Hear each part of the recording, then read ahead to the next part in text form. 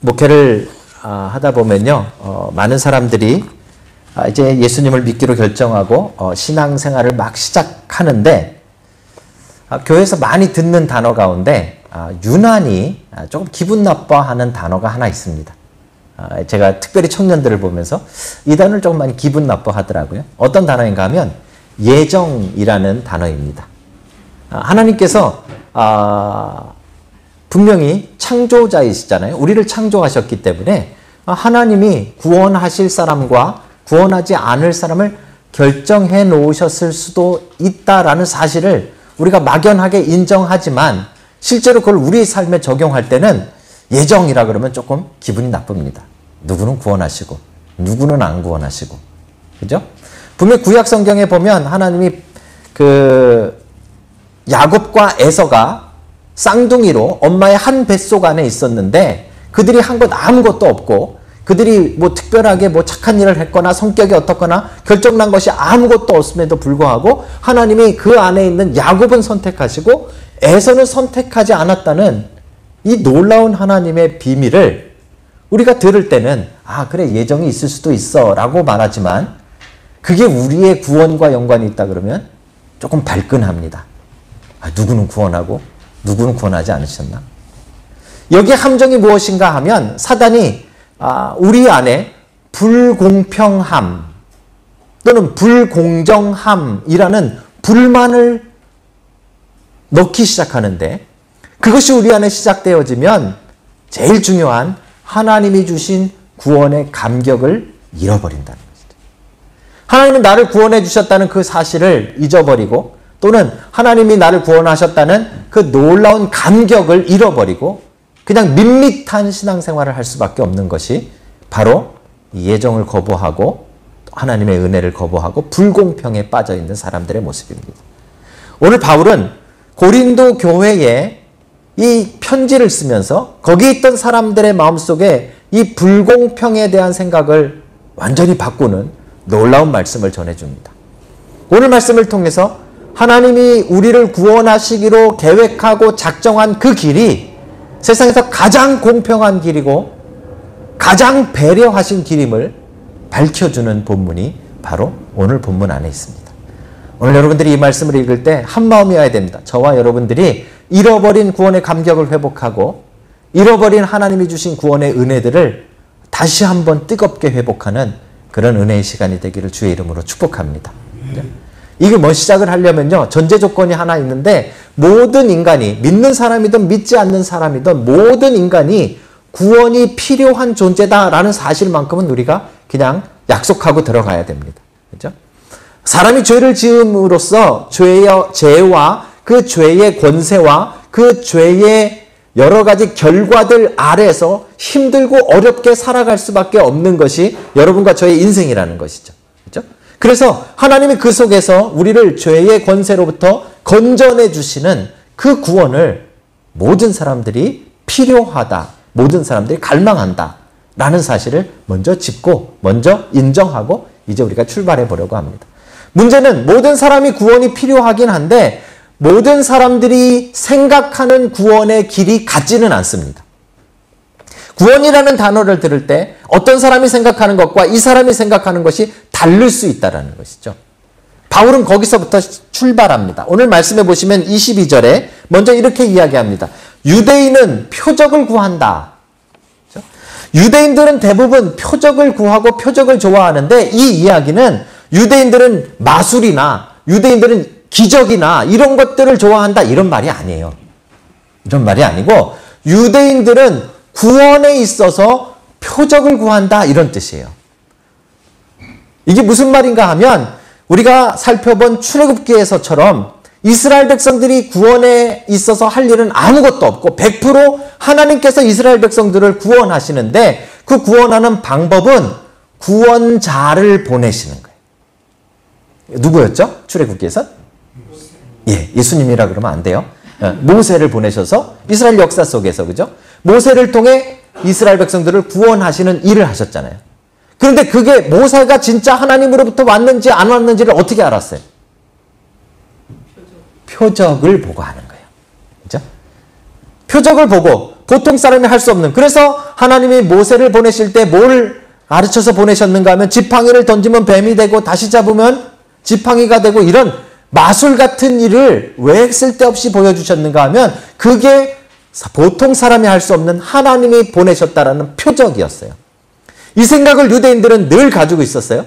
그래서 유대인들이 표적을 구한다라는 말은 무엇인가 하면 이 속에 더 깊은 뜻은 유대인들 생각에 모든 유대인은 나면서부터 유대인이니까 구원을 받는다라고 운명적으로 생각을 한 거예요. 그 구원은 하나님께서 이루어 주실 거고 우리는 그냥 유대인으로 태어난 것만 가지고 구원을 받을 수 있다라고 믿은 거예요. 그러면 그들이 할 건 뭐예요? 누가 우리의 구원자인가 해서 그 표적이 나타나는 사람만 따라다니는 거예요. 그게 오늘 지금 바울이 이야기하는 거예요. 유대인들은 표적을 구한다. 유대인들이 생각하는 구원의 길은 운명론적이에요. 근데 많은 사람들이 이 부분을 이제 헷갈려 합니다. 바울은 지금 이 유대인의 운명론적인 구원이 잘못됐다라는 걸 설명하기 위해서 뭐를 설명해 주는가 하면 예정론을 설명해 줘요. 근데 우리는 거꾸로 생각해요. 예정론이 운명론이라고 생각해요. 그래서 하나님이 정한 사람은 예정된 거니까 예를 들어서 저를 하나님이 정하셨으면 저는 뭐 어떻게 살든지 간에 뭔 짓을 하든지 간에 결국 저는 구원받는다. 이게 예정론이라고 착각하시는 거예요. 성경에 그렇게 적혀 있지 않아요.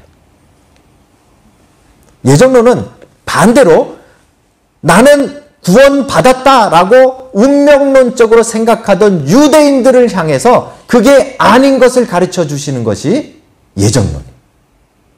좀 어려워지셨죠, 이제부터. 막 졸립기도 하고 헷갈리기도 하고. 이제 정신을 바짝 차리셔야 돼요. 그럼 예정론의 핵심은 무엇인가 하면 예정론의 핵심은 인간이 아까처럼 죄의 아래 살아가는데 우리 스스로가 구원받을 수 있는 또는 하나님의 구원의 손길을 붙잡을 수 있는 능력 자체가 없어요. 생명이 없기 때문에, 죽었기 때문에. 그래서 하나님이 그 안에 생명의 씨앗을 넣어주시는 거예요. 그러면 그때 복음을 들었을 때 그것을 붙잡을 수 있는 힘이 생기는 거예요. 그걸 뭐라고 부르는가 하면 중생, born again 이라고 말하는 거예요. 그렇죠? 그래서 예정론의 핵심은 중생이에요. 중생에 대해서도 신학자들이 여러 가지들의 표현을 합니다. 구원 전체를 중생이라고도 말하고 바뀌어진 삶을 우리는 중생이라고도 말합니다. 그런데 진짜 중생은 무엇인가 하면 요한복음 3장에 나와 있는 것이 진짜 중생이에요. 예수님이 직접 설명하신 중생, born again이 있어요. 누가 찾아오죠? 예수님을 요한복음 3장에? 예, 니고데모라는 사람이 찾아와요. 유대인이었어요. 유대인인 니고데모가 찾아와서 먼저 예수님에게 이렇게 이야기합니다. 당신이 바로, 선생님이 바로 하나님이 보낸 그 사람입니다.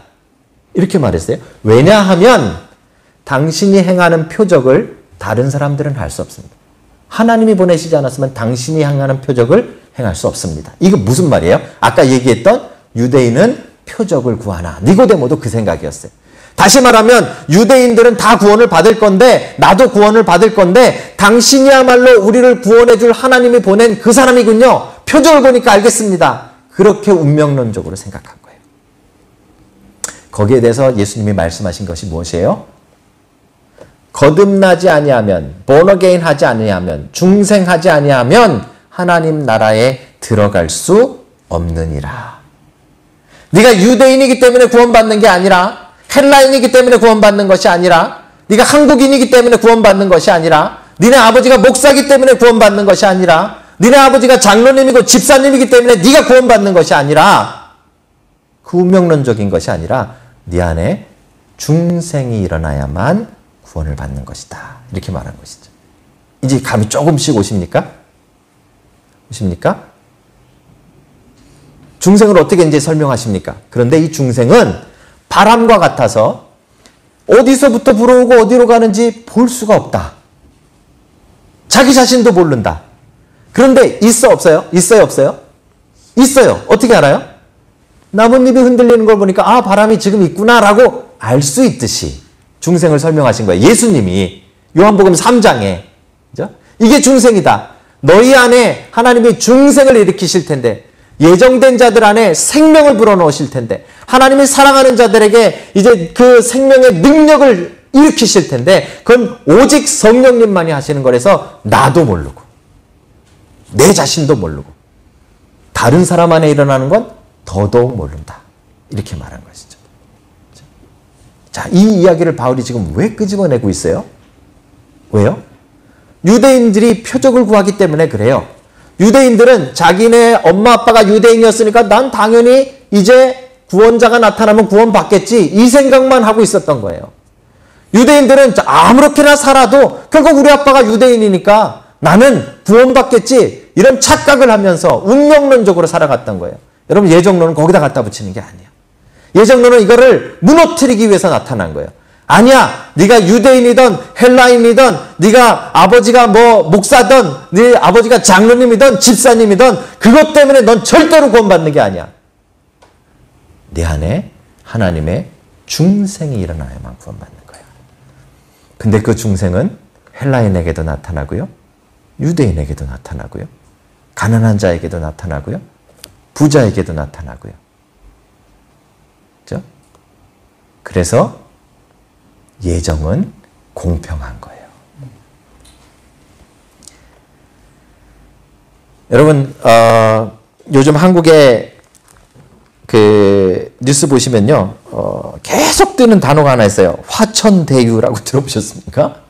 이게 뭔가 했더니 회사 이름이에요. 회사, 어떤 투자하는 회사 이름인데, 뭐 성남시인가요? 그 나라하고 관청하고 같이 이렇게 투자했는데, 개인들에게 한 사람당 그 수익이 1,000억씩 나왔대요. 그래서 한 4천억인가 5천억 정도가 나왔대요. 이게 말이 돼요? 이것도 말이 안 되는데 더 재밌는 건, 거기에 다니던 한 젊은이가 있어요. 25살에 입사해서 31살에 퇴직했어요. 그러니까 6년 일한 거예요. 들어갈 때 월급이 얼마인지 아세요? 250만 원이었어요. 그렇게 많은 월급 아니에요. 그죠? 그런데 이 친구가 6년 일하고 퇴직할 때 퇴직금 얼마 받았게요? 뉴스 보신 분들은 알잖아요. 50억을 받았어요. 50억. 저는 이 기사를 보면서 우리 청년들이 이거 안 봤으면 좋겠다 생각했어요. 청년들이 일할 맛 안 나잖아요. 그죠? 뭐 저희 아들도 저 뒤에 앉아 있지만, 지난번에 일하는 거 보니까 공항에서 뭐 짐 나르고 새벽 4시부터 나가가지고 막 그 고생을 하던데, 1년인가 했나요? 그죠? 그리고 그만두니까 뭐 홀리데이 페이먼트인가 해가지고 뭐죠? 뭐 한 1,000불이나 받았나? 2,000불이나 받았나? 여러분, 연봉 5만 불씩 받고 6만 불씩 받아가지고요, 6년 동안 세금 안 내고 먹지도 않고 쓰지도 않고 그대로 다 모으면요, 한 30 몇만 불 정도 돼요. 2억 5천 정도 돼요. 그런데 이 친구요, 월급 받을 거 다 받고 거기를 룰랄라 하다가 퇴직했더니 퇴직금을 50억을 준 거예요. 아니, 우리 아들은 왜 몇천 불 주고 그 고생을 했는데 왜 그 청년은 왜 50억 받았어요? 이유가 뭐예요? 그 친구 아버지는 국회의원이에요. 유명한 국회의원이에요. 여러분 한번 생각해 보세요. 걔는 날 때부터 아버지가 국회의원이니까 그냥 50억 퇴직금으로 받는 애예요. 여러분 뭘 느끼세요? 일할 맛 나세요? 우리는 자꾸 구원을 이렇게 생각하는 거예요. 자꾸 여기다 갖다 붙이는 거예요. 유대인이니까 그냥 구원받는다고 착각하는 거예요. 그죠?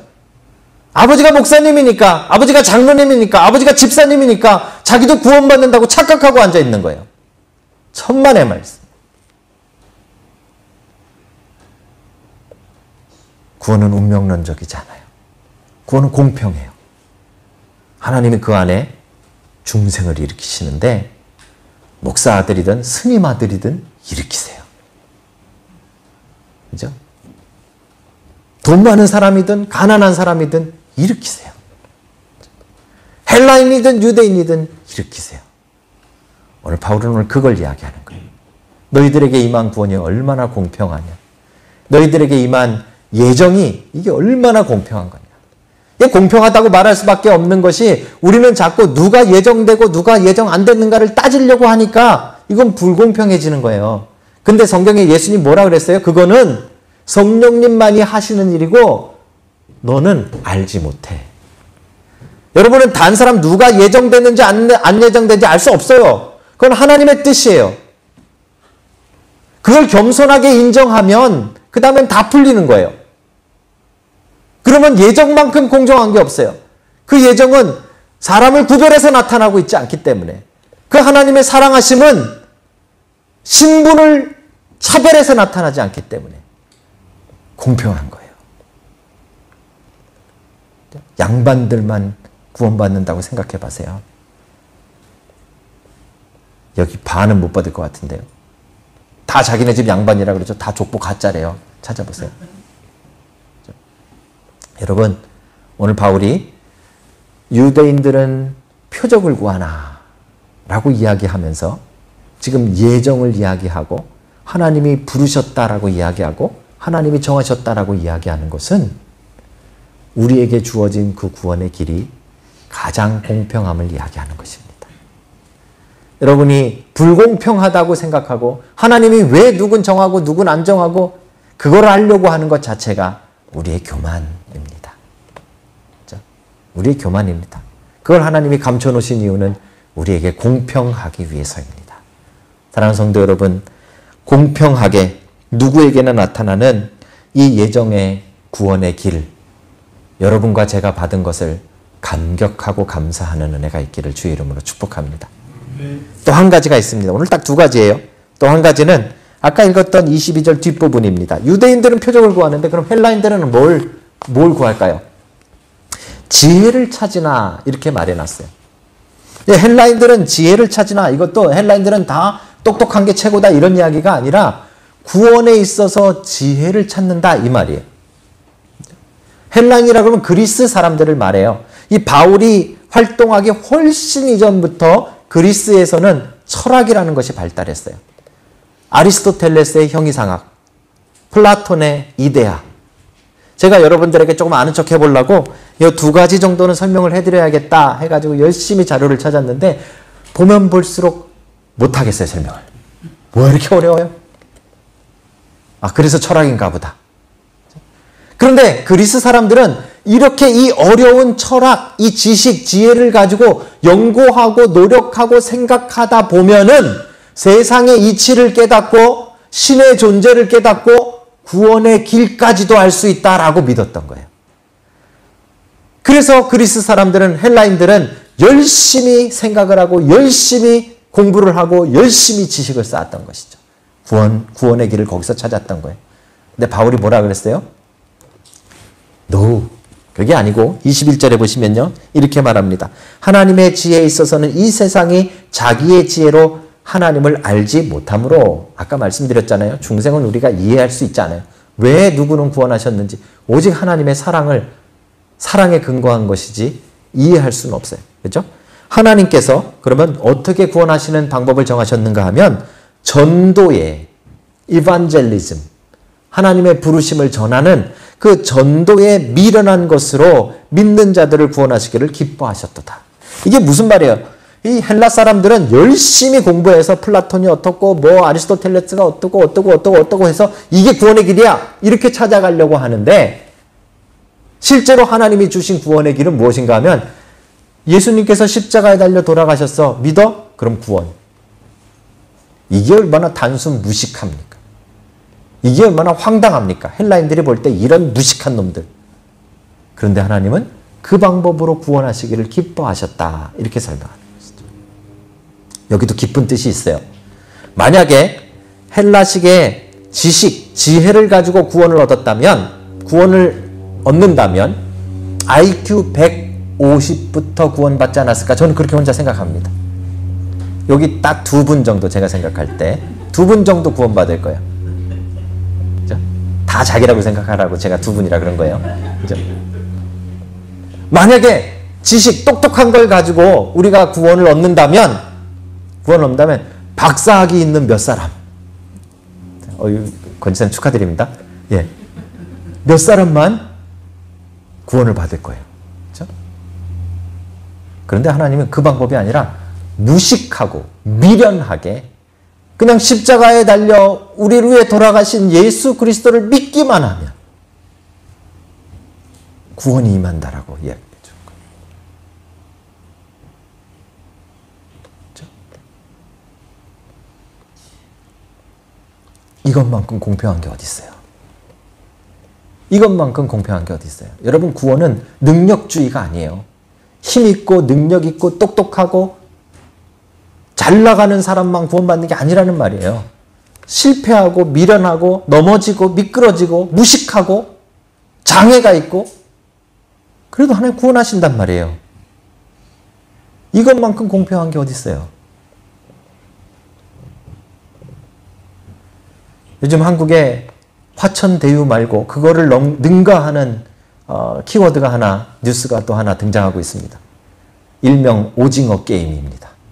우리 청년들은 대부분 보거나 들었을 텐데, 넷플릭스라는 그 방송에서 그 한국 드라마가 방영이 됐는데, 옛날 저희 어렸을 때 그 동네에서 아이들하고 놀던 게임들을 하는, 근데 게임에서 지면 죽는, 좀 심각하지만 그런 내용을 가지고 만든 드라마인데, 지금 전 세계 60 몇 개국에서, 인도 빼고 거의 대부분의 나라에서, 넷플릭스가 들어가는 모든 나라에서 다 1위를 차지했어요.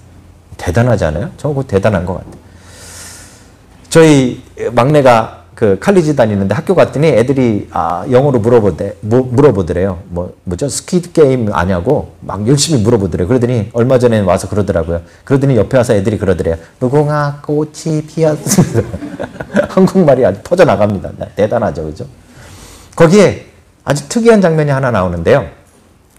막 석양이 지는 것 같은 세트장에 옛날 저희 70년대, 60년대 그 골목을 딱 세트로 만들어 놓고 거기서 두 사람씩이 구슬치기 하는 장면이 나옵니다. 물론 이긴 사람만 살고 10개씩 갔는데요. 구슬을 다 뺏기고 지는 사람은 죽는 그런 게임이었어요. 이 게임이 뭔지를 모르고 두 명씩 짝을 지으라고 하는데 다들 이 게임에 계속 짝을 지으라고 하니까 능력 있고 좋은 사람들만 찾는 거예요. 그러다 보니까 1번 할아버지는 치매도 있고 약간 뇌에 이렇게 문제가 있어서 전혀 아무런 힘을 쓸 수 없는 그런 할아버지는 아무도 찾아주지 않아서 혼자 구석에 앉아 있는 거죠. 주인공이 그 할아버지를 불쌍하게 여겨서 같이 짝이 됩니다. 근데 알고 보니까 둘이 게임을 해서 한 사람만 사는 거예요. 이런 내용이에요. 그렇죠? 근데 할아버지가 구슬치기를 너무 잘해. 홀짝을. 주인공이 10개 가졌었는데 다 잃고 하나 남았는데 할아버지가 힐실 웃으면서 막 딴소리 하면서 했는데 다 따는 거예요. 그런데 중간에 뭔가를 발견합니다. 이 할아버지가 약간 정신이 와락가락 하는구나. 자기가 뭘 말했는지 모르구나. 이걸 이 사람이 발견해요. 그래서 자기가 불쌍히 여겨서 데려온 그 할아버지를 속입니다. 자기가 분명히 홀이라고 해놓고도 짝이면 짝이라고 말을 바꿔서 할아버지 구슬을 하나씩 둘씩 뺏기 시작합니다. 거기서 그 사람의 마음속에요. 나타나는 가장 큰 고뇌, 살기는 살아야겠는데 살자니 이 사람에게 엄청난 죄책감이 있는 거예요. 그걸 너무 잘 그려놨어요. 그 부분은 정말 제가 칭찬해 줄 만한 부분입니다. 여러분, 만약에 제가 왜 쓸데없이 이 얘기를 하는가 하면, 만약에 이 세상에 헬라인들이 생각하는 대로 구원이 능력주의라면, 똑똑한 사람들만 구원받고 능력 있는 사람들만 구원받아서 여러분과 제가 구원받고요, 내 친구 또 내 주변에 있는 부모 형제는 능력이 안 돼서 죽어야 한다면 우리 안에 죄책감이 얼마나 클까 생각해 보셨어요? 그건 구원이 아닌 거예요. 그죠? 그런 사람들을 향해서 바울이 이야기하는 거예요. 헬라인들은 지혜를 찾으나 하나님은 미련한 바보 같은 단순한 전도의 방법으로 우리를 구원하시기를 기뻐하셨느니라. 그 얘기는 뭐예요? 무식해도 괜찮아요. 실패해도 괜찮아요. 돈 없어도 괜찮아요. 십자가에 달려 돌아가신 예수 그리스도를 믿기만 하면 그 사람이 구원받는다는 가장 공평한 능력주의를 이기는 그런 구원의 길을 바울이 설명해 주고 있는 거예요. 그래서 바울이 이렇게 이야기하는 거예요. 26절을 보세요. 형제들아 너희를 부르심을 보라. 너희를 부르신 하나님의 부르심을 한번 봐라. 육체를 따라 지혜로운 자가 많지 아니하며 능력 있는 자가 많지 아니하며 문벌 좋은 신분 좋은 자가 많지 아니하도다. 그러나 하나님께서 세상에 미련한 것들을 택하사 지혜 있는 자들을 부끄럽게 하시려고 세상에 약한 것들을 택하사 강한 것들을 부끄럽게 하시려고 너희들을 부르지 않았느냐. 구원을 받은 사람들이라면 정말 예정이 무엇이고 하나님의 부르심이 무엇인지를 제대로 깨달아서 구원을 경험한 사람들이라면 하나님 앞에 감격할 수밖에 없는 거예요. 왜요? 내가 능력이 있어서 된 것이 아니기 때문에, 내가 신분이 좋아서 우리 아버지가 잘나서 된 것이 아니기 때문에, 그냥 하나님이 사랑하신 것 그것 하나밖에 없어서 실패도 하고 미끄러지기도 하고 미련하기도 하고 바보 같은 나지만 하나님이 구원하셨다. 하나님이 구원하셨다. 이걸 깨닫는 게 구원인 거예요. 거기다 대고 우리가 불공평이라고 말하는 거예요. 얼마나 웃깁니까, 여러분? 그렇죠? 하나님은 지금 계속해서 우리에게 은혜가 무엇인지를, 공평함이 무엇인지를 설명하면서 예정을 가르치시고 하나님의 부르심을 말씀하고 계시는데, 우리는 거기다 대고 그런데 누군 구원하고 누군 안 구원해요? 이것처럼 교만한 모습이 없는 거예요. 사랑하는 성도 여러분, 만약에 여러분들이 하나님의 부르심을 입고 하나님의 자녀가 된 하나님의 백성이라면 이것만큼 감격스러운 일이 없는 거예요. 능력대로 했으면 여러분과 제가 구원받았을 것 같으세요? 웰링턴에서 5명 구원한다고 그러면 뭘 하든지 간에 능력으로 여러분과 제가 구원받을 수 있었을 것 같으세요? 부모에 따라서, 신분에 따라서 구원해 준다고 하면 여러분과 제가 구원받을 수 있을 것 같으세요? 사랑하는 성도 여러분, 우리의 구원은 감격스러운 겁니다. 그렇죠? 보이지 않게 우리 안에 하나님의 중생하심, 그 생명을 불어넣어 주셨기에 하나님이 우리를 부르실 때 네라고 대답할 수 있는, 그렇죠? 하나님이 우리를 부르시는 전도 앞에서, 십자가의 복음 앞에서 네라고 고백할 수 있는 믿음이 우리 안에 생긴 거예요. 이것처럼 공평하고 이것처럼 감격스러운 것은 없습니다. 사랑하는 성도 여러분, 이 구원의 감격이 여러분 안에 회복되어지길 주의 이름으로 축복합니다. 중생은 우리가 알 수 없지만 분명히 우리 안에 일어난 것입니다. 왜요? 우리 안에 믿음이 생겼다면 중생이 있었기 때문에 생긴 거예요. 그 정도 아시면 돼요. 누군 됐고 누군 안 됐고 따지실 필요 없어요. 그렇죠? 다만 나 같은 사람도 불러주신 게 감격스러울 뿐이에요. 다만 나 같은 사람을 하나님이 구원하신 것이 은혜스러울 뿐인 거예요. 여러분, 겸손한 구원받은 백성이 되시길 주의 이름으로 축복합니다. 가장 공평한 구원의 길을 오늘 바울은 이야기합니다.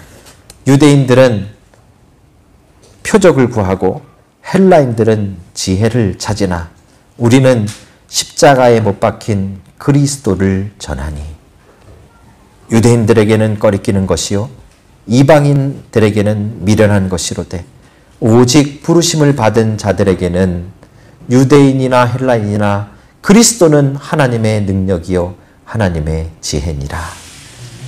오늘 여러분들 안에 큰 구원의 기쁨이 회복되기를 다시 한번 주의 이름으로 축복합니다.